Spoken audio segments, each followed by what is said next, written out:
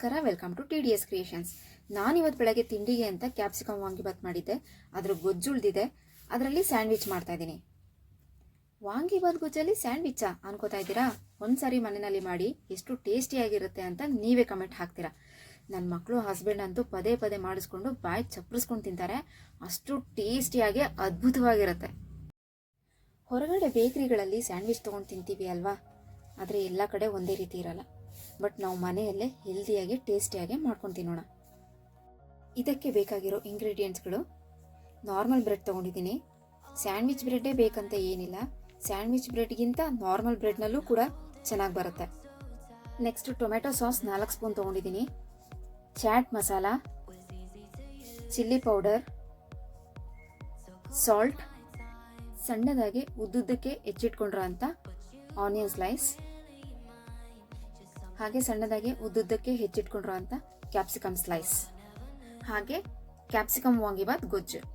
Capsicum vangibath ಗೊಜ್ಜು ಇಲ್ಲ ಅಂದರೆ ನೀವು ಚಪಾತಿಗೆ ಟೊಮೆಟೊ ಆನಿಯನ್ ಪಲ್ಯ ಮಾಡ್ಕೊಂಡಿರ್ತೀರ ಅಲ್ವಾ, ಅದರಿಂದನೂ ಸಹ ಮಾಡ್ಕೋಬೋದು.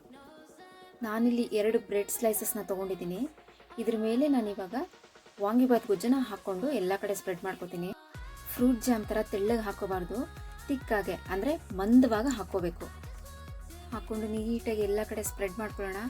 ಎಲ್ಲ ಎಡ್ಜಸ್ಸು, ಕಾರ್ನರ್ಸು ಎಲ್ಲ ಕಡೆ ನೀಟಾಗಿ ಸ್ಪ್ರೆಡ್ ಮಾಡ್ಕೋಬೇಕು. ಇದನ್ನು ಪಕ್ಕದಲ್ಲಿರೋ ಬ್ರೆಡ್ ಸ್ಲೈಸ್ಗೂ ಇದೇ ರೀತಿಯಾಗಿ ಹಾಕ್ಕೊಂಡು ನೀಟಾಗಿ ಎಲ್ಲ ಕಡೆ ಸ್ಪ್ರೆಡ್ ಮಾಡ್ಕೊಳ್ಳೋಣ.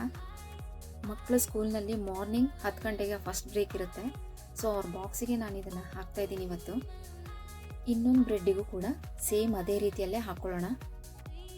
ಮಕ್ಕಳಿಗೆ ಪ್ಲೇನ್ ಬ್ರೆಡನ್ನು ಕೊಟ್ಟರೆ ಬೇಡ ಅಮ್ಮ, ಇಷ್ಟ ಇಲ್ಲ ಅಂತ ಹೇಳ್ತಾರೆ. ಆದರೆ ಈ ರೀತಿಯಾಗಿ ಮಾಡಿಕೊಟ್ರೆ ಇಷ್ಟಪಟ್ಟು ತಿಂತಾರೆ. ಅಮ್ಮ ಬ್ರೆಡ್ ಖಾಲಿ ಆಗೋಯ್ತಾ, ಮತ್ತೆ ಬ್ರೆಡ್ ಇದ್ರೆ ಸ್ಯಾಂಡ್ವಿಚ್ ಮಾಡಿಕೊಡಿ ಅಮ್ಮ ಅಂತ ಕೇಳ್ತಾರೆ. ನೀಟಾಗಿ ಎಲ್ಲ ಕಡೆ ಆಗೋ ರೀತಿ ಮಂದವಾಗಿ ಗೊಜ್ಜನ್ನು ಹಾಕೋಬೇಕು. ಇದಕ್ಕೆ ಎಕ್ಸ್ಟ್ರಾ ಪ್ರಿಪ್ರೇಷನ್ ಅಂತ ಏನೂ ಇಲ್ಲ, ಆಲ್ರೆಡಿ ಮನೆಯಲ್ಲಿ ಗೊಜ್ಜಿರುತ್ತೆ, ಅದನ್ನೇ ಯೂಸ್ ಮಾಡಿಕೊಂಡು ಮಾಡೋ ಅಂಥದ್ದು. ಇದರ ಜೊತೆಗೆ ಈರುಳ್ಳಿ, ದಪ್ಪ ಮೆಣಸಿನ್ಕಾಯಿ ಎರಡನ್ನ ಹೆಚ್ಚಿಟ್ಕೊಂಡ್ರೆ ಸಾಕು, ಬೇರೆ ಇನ್ಯಾವ ತರಕಾರಿನೂ ತೊಗೊಳೋದು ಬೇಡ. ಈಗ ಈರುಳ್ಳಿ ಸ್ಲೈಸಸ್ನ ತೊಗೊಂಡು ಗೊಜ್ಜು ಮೇಲೆ 4 ಮೂಲೆಗಳಲ್ಲೂ ಇಟ್ಕೋತಾ ಇದ್ದೀನಿ.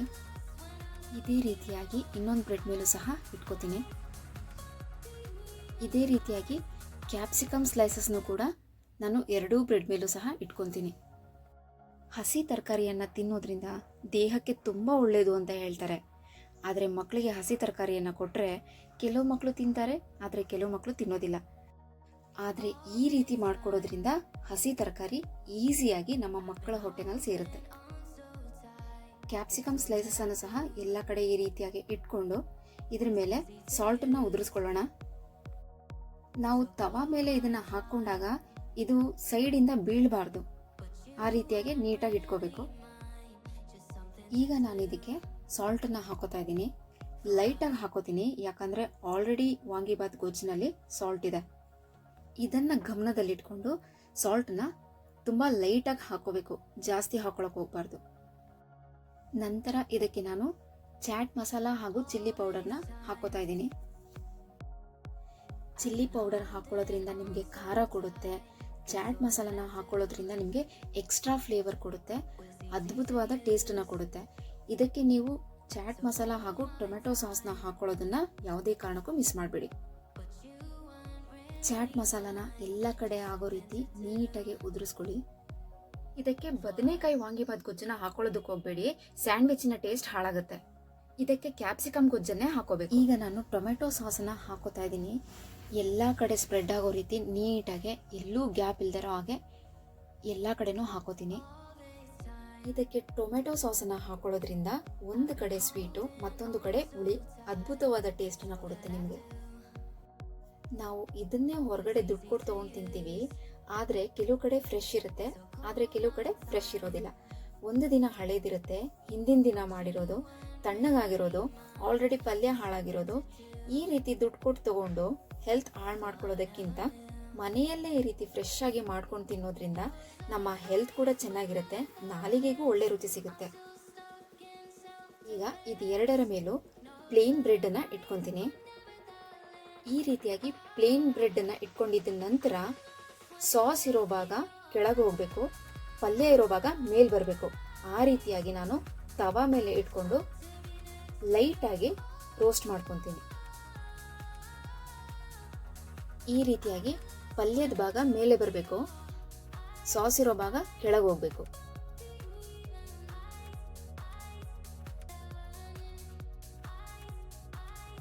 ಆಲ್ರೆಡಿ ತವಾನ ನಾನು ಸ್ಟವ್ ಮೇಲೆ ಇಟ್ಕೊಂಡು ಸ್ಟವ್ ಆನ್ ಮಾಡಿ ಲೋ ಫ್ಲೇಮ್ನಲ್ಲಿ ಇಟ್ಕೊಂಡಿದ್ದೀನಿ. ಉರಿ ಜಾಸ್ತಿ ಇದ್ದರೆ ಸೀದೋಗೋ ಚಾನ್ಸಸ್ ಇರುತ್ತೆ, ಹಾಗಾಗಿ ಇದನ್ನು ಲೋ ಫ್ಲೇಮಲ್ಲೇ ಇಟ್ಕೊಂಡು ಮಾಡಬೇಕು. ನನ್ನ ಹತ್ರ ಸ್ಯಾಂಡ್ವಿಚ್ ಮೇಕರ್ ಇದೆ, ಬಟ್ ಎಲ್ಲೋ ಅದನ್ನು ಮೇಲೆ ಇಟ್ಟಿರೋದ್ರಿಂದ ಕೈಗೆ ಸಿಗ್ತಲ್ಲ, ಹಾಗಾಗಿ ನಾನು ತವಾ ಮೇಲೇ ಮಾಡ್ಕೋತಾ ಇದ್ದೀನಿ. ಸ್ಯಾಂಡ್ವಿಚ್ ಮೇಕರ್ ಇದ್ರೂ ಹೆಚ್ಚಾಗಿ ನಾನು ಅದನ್ನು ಬಳಸೋದಕ್ಕೆ ಹೋಗೋದಿಲ್ಲ, ಯಾಕಂದರೆ ತವಾ ಮೇಲೇ ಚೆನ್ನಾಗಿ ಬರುತ್ತೆ. ಹಾಗಾಗಿ ನಾನು ಜಾಸ್ತಿ ತವಾನೇ ಯೂಸ್ ಮಾಡ್ತೀನಿ, ಸ್ಯಾಂಡ್ವಿಚ್ ಮೇಕರ್ನ ಯೂಸ್ ಮಾಡೋದಿಲ್ಲ. ತುಂಬ ಹೊತ್ತು ಒಂದೇ ಕಡೆ ರೋಸ್ಟ್ ಮಾಡೋದಕ್ಕೆ ಹೋಗಬಾರ್ದು, ಸೀದೋಗೋ ಚಾನ್ಸಸ್ ಇರುತ್ತೆ. ಬೇಗನೆ ಅದನ್ನು ಉಲ್ಟಾ ಮಾಡ್ಕೋಬೇಕು. ಉಲ್ಟಾ ಮಾಡಿಕೊಂಡು ಇನ್ನೊಂದು ಕಡೆ ಅದನ್ನು ರೋಸ್ಟ್ ಮಾಡ್ಕೋಬೇಕು. ನೋಡಿ ಈ ರೀತಿಯಾಗಿದೆ. ಇದೇ ರೀತಿ ಮತ್ತೊಂದು ಕಡೆ ರೋಸ್ಟ್ ಮಾಡ್ಕೋಬೇಕು. ತುಂಬ ಅದನ್ನು ಸೀದೋಗೋ ಹಾಗೆ ಮಾಡ್ಕೊಳ್ಳೋದಕ್ಕೆ ಹೋಗಬಾರ್ದು. ಇನ್ನು ಯಾರೆಲ್ಲ ಹೊಸದಾಗಿ ಚಾನಲ್ನ ನೋಡ್ತಾ ಇದ್ದೀರಾ ಸಬ್ಸ್ಕ್ರೈಬ್ ಮಾಡ್ಕೊಳ್ಳಿ, ಲೈಕ್ ಮಾಡಿ, ಶೇರ್ ಮಾಡಿ, ಕಮೆಂಟ್ ಮಾಡಿ, ಪಕ್ಕದಲ್ಲೇ ಇರೋ ಬೆಲ್ ಐಕಾನ್ ಮೇಲೆ ಕ್ಲಿಕ್ ಮಾಡಿ. ಇದೀಗ ಆಗಿದೆ. ಇದನ್ನು ತೆಗೆದಿಟ್ಟು ಮತ್ತೊಂದು ಬ್ರೆಡನ್ನು ಸಹ ಇದೇ ರೀತಿಯಾಗಿ ರೋಸ್ಟ್ ಮಾಡ್ಕೊತೀನಿ. ಫ್ರೆಂಡ್ಸ್, ಫೈನಲಿ ಸ್ಯಾಂಡ್ವಿಚ್ ರೆಡಿಯಾಗಿದೆ. ಮಕ್ಕಳ ಫಸ್ಟ್ ಬ್ರೇಕಿನ ಬಾಕ್ಸಿಗೂ ಕೂಡ ಹಾಕಿ ಬಾಕ್ಸ್ನ ರೆಡಿ ಮಾಡಿಟ್ಟಿದ್ದೀನಿ. ಈಗ ಮನೆಯಲ್ಲಿ ಮಕ್ಕಳಿಗೆ ತಿನ್ನೋದಕ್ಕೆ ಕೊಟ್ಟು ಟೇಸ್ಟ್ ಹೇಗಿದೆ ಅಂತ ಕೇಳೋಣ ಬನ್ನಿ. ಮಕ್ಕಳಿಗೆ ಬೇಗನೆ ಕೇಳಿ ಮಾತನಾಡಿಸಿ ವಿಡಿಯೋನ ಎಂಡ್ ಮಾಡ್ತಾ ಇದ್ದೀನಿ, ಯಾಕಂದರೆ ಮಕ್ಕಳಿಗೆ ಸ್ನಾನ ಮಾಡಿಸಿ ಸ್ಕೂಲ್ಗೆ ರೆಡಿ ಮಾಡಬೇಕಾಗಿದೆ. ಸ್ಯಾಂಡ್ವಿಚ್ಚು ರೆಡಿಯಾಗಿದೆ. ಮಕ್ಕಳನ್ನು ಕೂಡ ತಿನ್ನೋದಕ್ಕೆ ತುದಿಗಾಲಲ್ಲಿ ವೆಯ್ಟ್ ಮಾಡ್ತಾ ಇದ್ದಾರೆ. ಇನ್ನೂ ಲೇಟ್ ಮಾಡದೆ ಮಕ್ಕಳಿಗೆ ತಿನ್ನೋದಕ್ಕೆ ಕೊಟ್ಟು ಟೇಸ್ಟ್ ಹೇಗಿದೆ ಅಂತ ಕೇಳೋಣ ಬನ್ನಿ. ಹಾಯ್ ದಕ್ಷಿತಾ, ಹೇಗಿದೆ?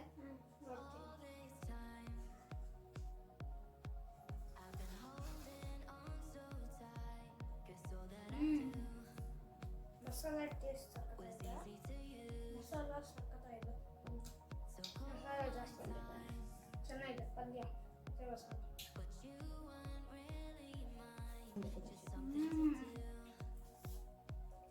ಸಕ್ಕತ್ತಾಗಿದೆ. ಟೇಸ್ಟ್ ಚೆನ್ನಾಗಿದೆ. ಹೇಗಿದೆ ದಕ್ಷಿತಾ? ಸಕ್ಕತ್ತಾಗಿದೆ.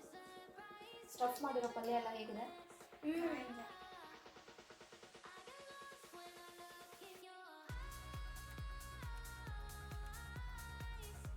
ಹೇಗಿದೆ ದಕ್ಷಿತಾ? ಚೆನ್ನಾಗಿದೆ.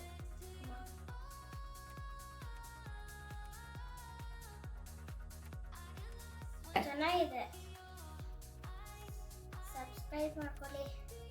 ಚೆನ್ನಾಗಿದೆ. ಬೇಕಾದ್ರೆ ನೀವು ಟ್ರೈ ಮಾಡಿ ನೋಡಿ.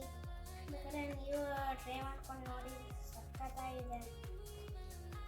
ಲೈಕ್ ಮಾಡಿ, ಶೇರ್ ಮಾಡಿ, ಸಬ್ಸ್ಕ್ರೈಬ್ ಮಾಡಿ, ಬೆಲ್ ಐಕಾನ್